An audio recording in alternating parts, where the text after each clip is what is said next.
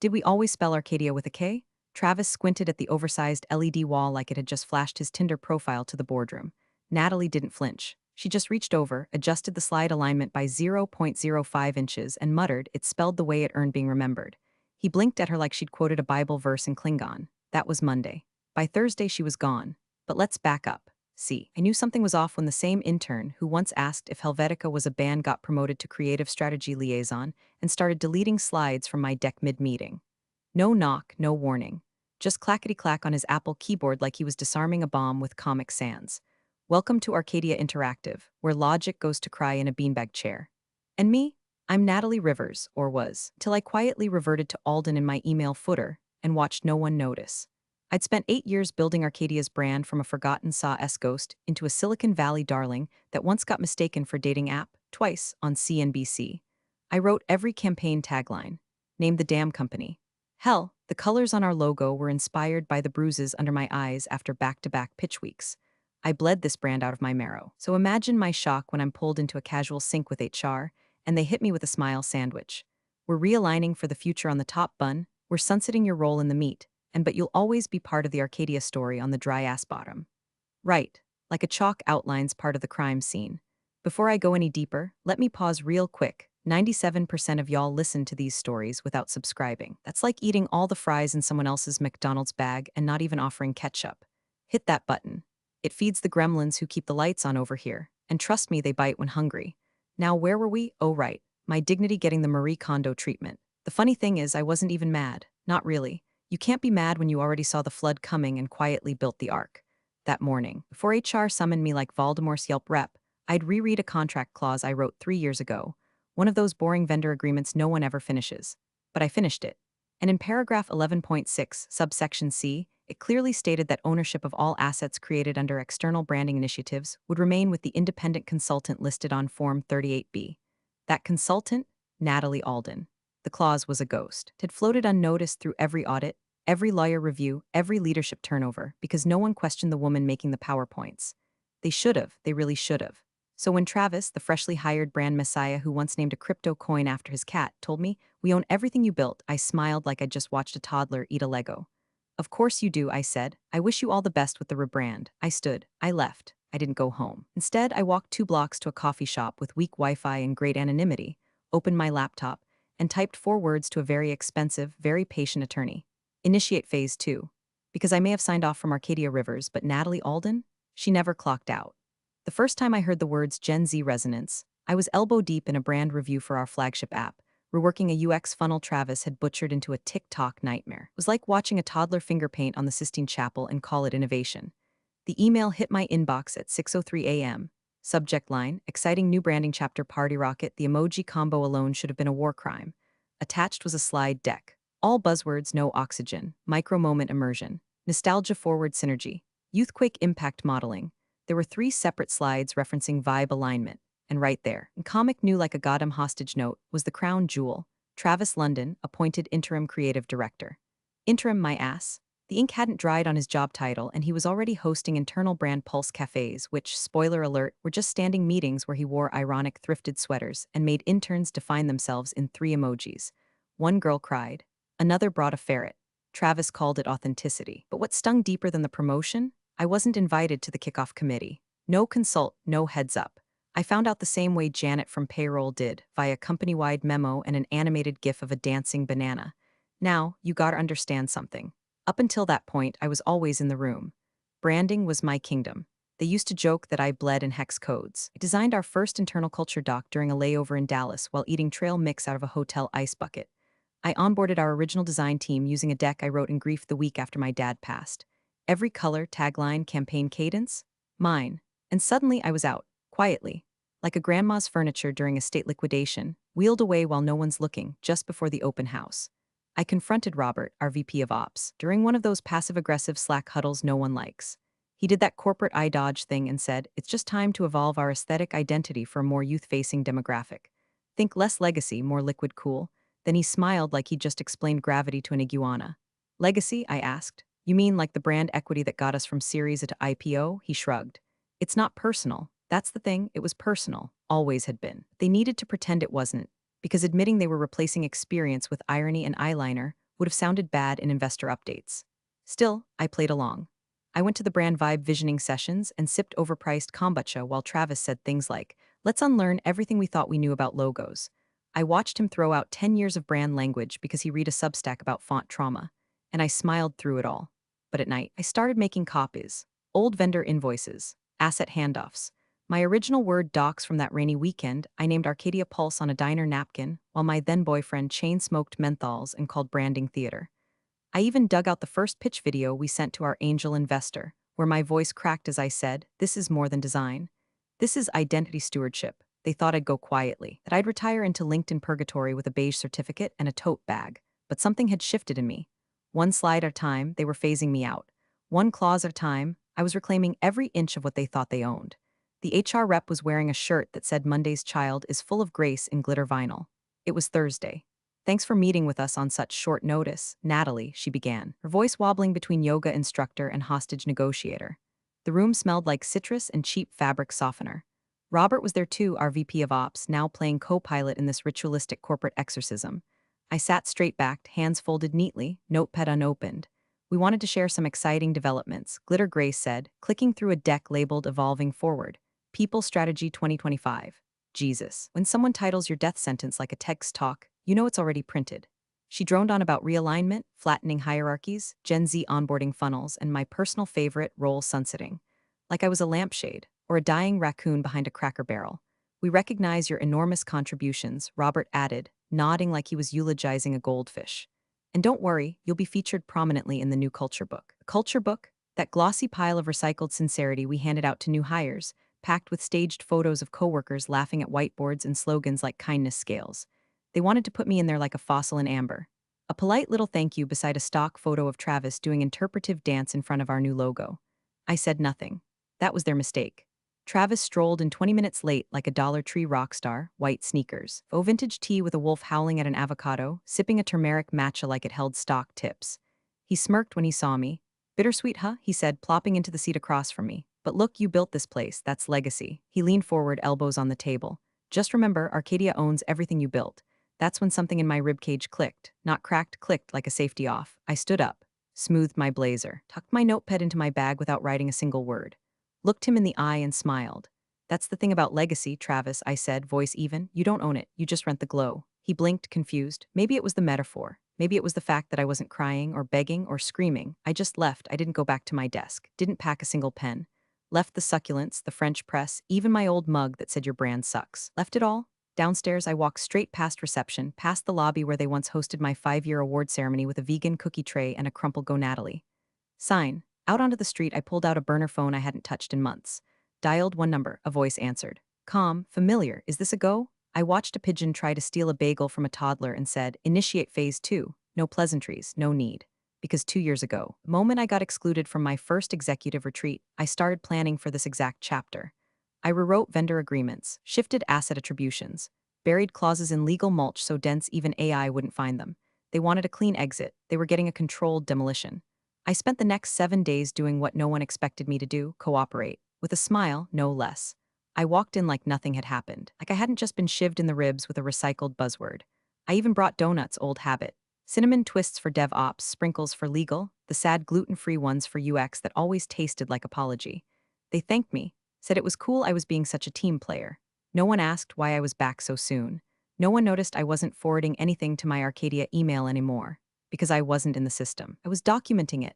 I started with the server archive. My credentials were still live for some reason.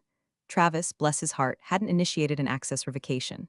Rookie mistake. I downloaded every version of every creative brief, mood board, design, schematic, vendor chain, invoice trail. Every tagline that originated from me, down to a half-drunk Sharpie scribble I'd once tossed on a napkin during a layover in Newark. All of it. Filed, encrypted, mirrored. And I moved on to the physical stuff. Notebooks, USPs, my old sketchpad with early logo drafts. I took back my copy of the Arcadia Pulse pitch reel we made in 2019, where I was still dumb enough to think brand loyalty worked both ways. I even grabbed the old brand identity binder, the thick one I used to call the Bible before they made branding into a religion of TikTok trends and pastel stickers. And then, quietly, I returned my badge. Early. Dropped it off with reception Donna, who looked up at me with damp mascara and asked, already? I smiled. They sunset me, remember? She nodded, confused, like I had told her the dog died twice. Meanwhile, upstairs, the cracks were starting to show.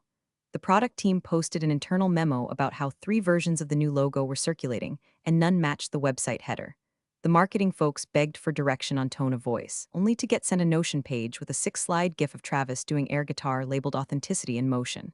By Friday, finance had flagged the rebrand budget, overdrawn, underjustified, and riddled with invoices from aesthetic consultants whose LinkedIn pages included the word Vibesmith. Legal was still waiting on proper clearance for the tagline Feel the Pulse. Ironically, I had written that one.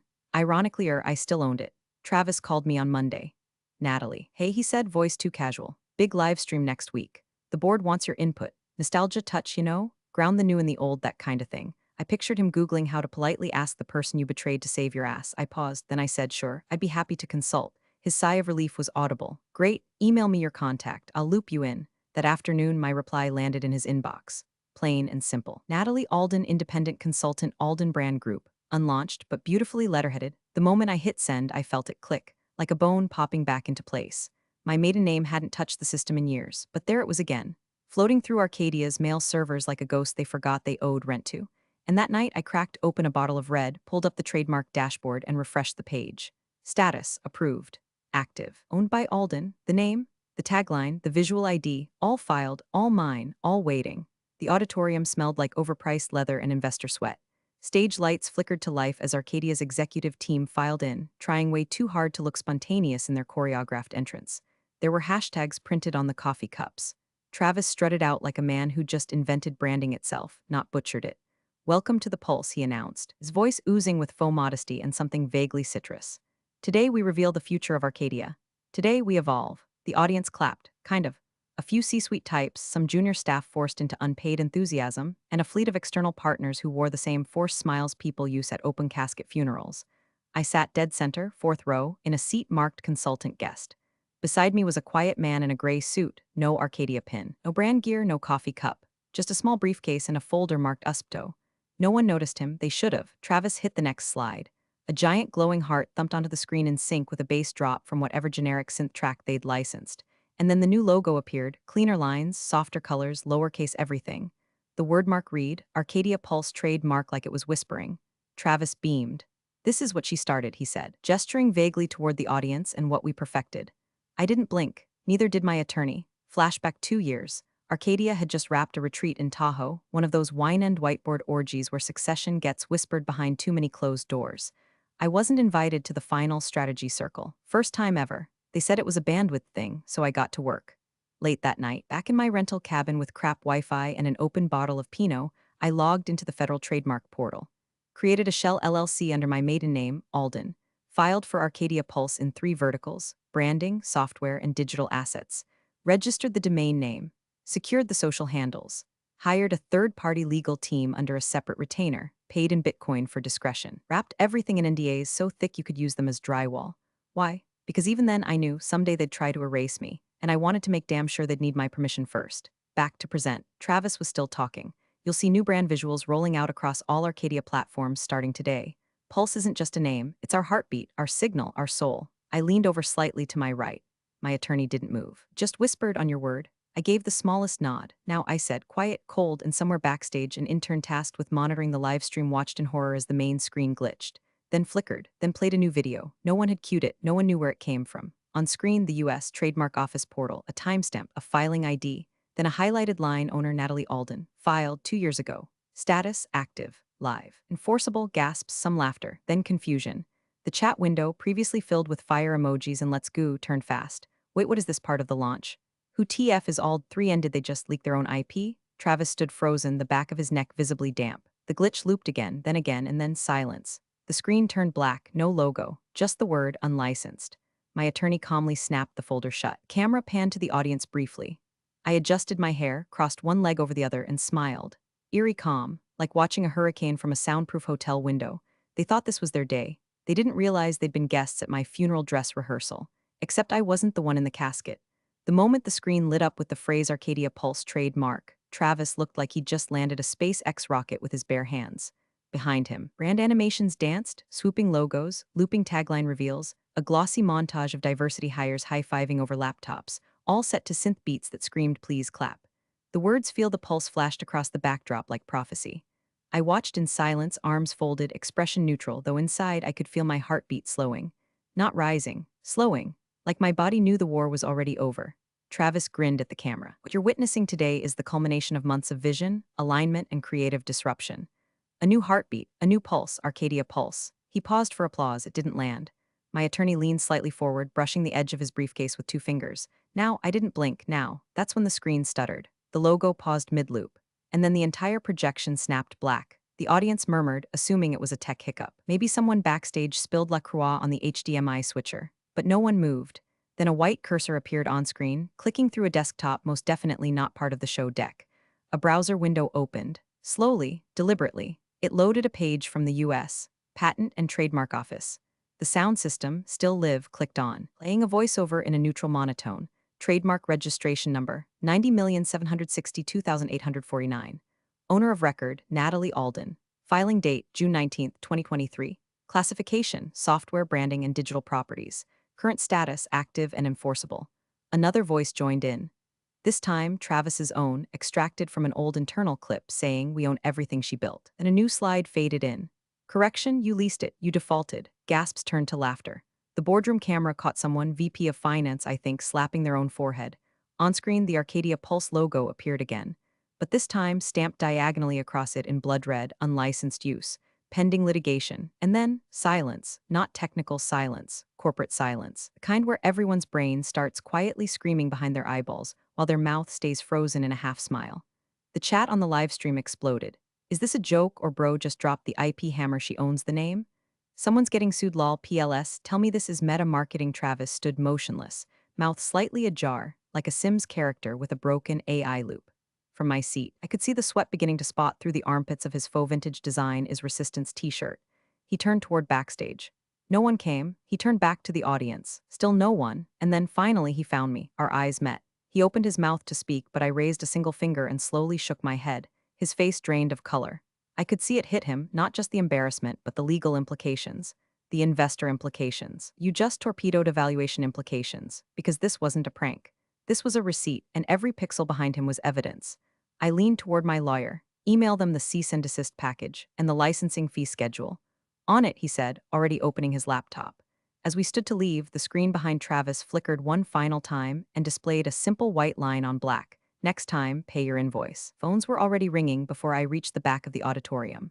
One of the board members practically hip-checked a junior exec out of the aisle to get better cell service. Someone from investor relations shouted, "Get Marcy on the line now," while Marcy, whoever the hell she was probably somewhere choking on her latte. Travis stood frozen center stage, staring at the blank screen like it had personally betrayed him. His little brand debut, months of smug meetings and breathy monologues about aesthetic elasticity, all scorched in under 4 minutes by one legal receipt, and a voiceover that sounded like it was recorded in a DMV basement. By the time the fire alarm stopped chirping, yes, someone had actually pulled one, Arcadia's legal team was already huddled behind the side curtains. You could see them moving like panicked squirrels, flipping through contracts, trying to reverse engineer a reality that no longer existed. They knew, they just didn't want to admit it yet. And me? I didn't run, I didn't even speed walk. My lawyer and I made our exit at a steady, deliberate pace, each step the sound of a chapter closing and the ink drying. As we passed the wings, Travis finally moved. He stormed down the steps, cutting us off at the corridor leading to the side exit. His eyes were wild, less rage. More drowning man realizing the lifeboat is already at capacity. You tricked us, he spat, voice low and tight. I tilted my head, considered replying with one of his own slogans, trust the pivot. But I didn't need cleverness anymore. That part was over. No, I said, pausing just long enough for him to register it. You assumed ownership. I ensured proof. He looked like he wanted to scream, or throw something, or melt. But instead, he just stood there, fists balled at his sides, chewing on the bitter taste of a story that no longer centered him. My attorney gently cleared his throat. We'll be in touch with licensing terms. Do let us know if you'd prefer to negotiate pre-litigation. Travis didn't respond. His mouth opened, then closed. I turned to go. And as I passed him, I whispered just loud enough to matter. Next time, maybe build something of your own. We stepped out into the sunlit parking lot. Clean, warm, birds chirping like nothing had happened. It had. Inside that building, a company was unraveling. Outside it, I was already rewriting the narrative. No fanfare, no vengeance monologue, just the silent, satisfying rhythm of power returned to its rightful hands. By Monday morning, Arcadia's homepage was a ghost town. The new logo, gone, replaced with a placeholder that just read, "We're working on something exciting." except no one was excited, especially not the client reps blowing up the support lines demanding clarification on who actually owned the brand. They just agreed to co-market. Legal issued a clarifying statement to partners. It was supposed to sound reassuring. Instead, it read like a cold sweat in Times New Roman. Arcadia Interactive is currently evaluating certain elements of its recent brand transition in light of new documentation brought to our attention. Translation. We stepped in it deep. The next domino fell before noon. Two Fortune 100 clients suspended their paid media campaigns, citing intellectual property instability. One of them even asked if they needed to rebrand their own collateral just to avoid litigation splash damage. By Tuesday, the board announced Travis had been placed on administrative leave pending internal review. That was code for don't come back unless you can conjure us a miracle or a very compelling hostage. No farewell email, no Slack wave, just poof, vanished, like a Tumblr rebrand in 2013. And me? I was on my third coffee of the morning scrolling Zillow listings I'd never buy and watching it all unfold from my kitchen island. That's when the email landed. Subject line, strategic consultation, immediate engagement body. Hi, Natalie. Board would like to extend an invitation for you to return in a consulting capacity to help stabilize our brand identity and communication pipelines. This would be a short-term engagement, generously compensated with full executive support. Please let us know your availability for kickoff call this week. I stared at it for a long, quiet minute. Then typed 2 words, I'm booked, send. I didn't even feel smug, just clean. Because the truth was, they weren't calling me back out of respect, or guilt, or acknowledgement. They were calling me because they'd lost the map and I was the one who drew the roads. But I wasn't interested in being their flashlight anymore. I was the damn sun. Later that afternoon, we sent over the licensing terms. A formal agreement to rent back the Arcadia Pulse name and visual assets for an 18-month period, limited to current markets, non-transferable, renewable only by mutual consent. Price tag, 6 times what they'd budgeted for the rebrand in total. Travis's salary, covered in 1 quarterly payment. They accepted within 48 hours, no negotiation, no counteroffer. Just one tired legal reply with a single attachment titled Signed Agreement Final Fina L Final PDF. Control wasn't something I had to wrestle back. It was something they slid across the table with both hands, praying I'd say yes. And I did, not because I needed their money, but because I liked the reminder that ownership, real ownership, isn't what you shout about, it's what you prove, with timestamps and paper trails and silence. Closure didn't look like slamming a door. It looked like holding the keys to a building someone else now had to rent. The video hit LinkedIn at 9:04 a.m. on a Thursday. No countdown, no teaser campaign, just a clean title card with soft piano music and one name in simple serif font, Alden Brand Group. Then came the footage. Natalie, hair pulled back, blazer sharp enough to cut through corporate spin, standing in a sunlit office, speaking directly to the camera. For years, I built stories behind the curtain. Now, I'm building them under my own name. Alden Brand Group isn't a rebellion. It's a return to clarity, to ownership, to work that doesn't pretend to be soul. It actually feels like it. We're not here to vibe. We're here to last. 12 seconds later, the comments started pouring in. We've been waiting for this. Sent this to my CMO, told her to run, not walk. Funny how you can feel trust in a voice. Within the hour, her calendar was full. By noon, 3 of Arcadia's largest B2B clients had requested transition meetings with Alden Brand Group. One of them used to sit on Arcadia's advisory panel. Another had Travis on speed dial, past tense. The silence at Arcadia was less quiet, more hollow. That same day, a hastily organized town hall was held in the all-hands auditorium. HR passed out fizzy water and protein bars like emotional compensation. Robert stood stiffly on stage beside the interim branding team, who looked like they'd aged 10 years in 1 week. He cleared his throat. We want to acknowledge the confusion surrounding our brand transition and the recent updates from former team members now operating independently. No one clapped. Not at the beginning, not at the end, not even when he tried to tell a joke about every good story having a plot twist. One brave soul from accounting asked if the company's mission statement still included creative stewardship. Robert mumbled something about ongoing refinement. Screen behind him flashed the original Arcadia logo, the one Natalie had hand-drawn in her sketchbook on a Sunday afternoon while her soup burned on the stove.